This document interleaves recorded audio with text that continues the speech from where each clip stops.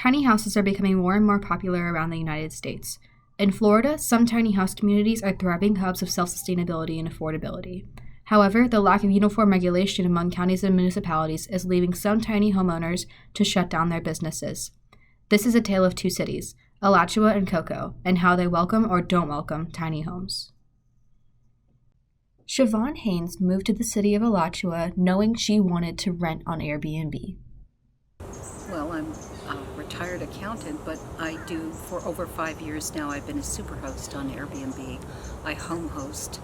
I recently purchased a tiny house slash RV, and Airbnb put it into the category of tiny house because it is a self-contained trailer, licensed trailer on wheels, which is the definition of a tiny house. However, the city of Alachua forced Sioban to stop renting out her Airbnb named Dolly. The complaint said that I was in violation of the city code, that my RV, I was only allowed to use it for 2 weeks, but there was no clarification. 2 weeks a month, 2 weeks a year, 2 weeks a decade. There was nothing clarified in there. We bring a lot of outside revenue into the community, and it's helping the city of Alachua as well as the county. 170 miles away from Alachua lies Cocoa, where Brandon Honeycutt and his family is living tiny and living large. I have been at Peaceman for about a year now. We moved up from Palm Beach County.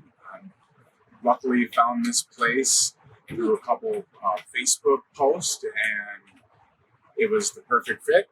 It brought our family here, and we've been slowly developing the chunk of land that we're on and adding chickens and gazebos to eat outside. So yeah, it's been a great experience so far.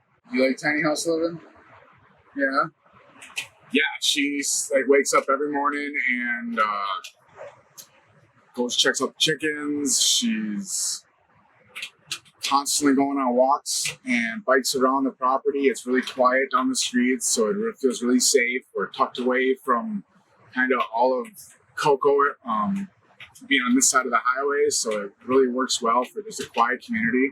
Some of the benefits here, we're going tiny for us, has been the ability to kind of chase a level of financial freedom that is a little more difficult when you need to have a mortgage and full utility bills.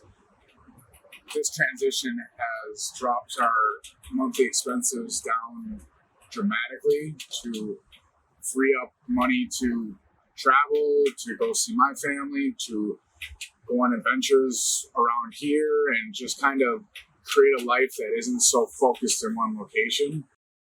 I'm Meghan McGlone, and my WUFT News special report explores tiny house experiences across Florida, specifically focusing on Alachua and Cocoa.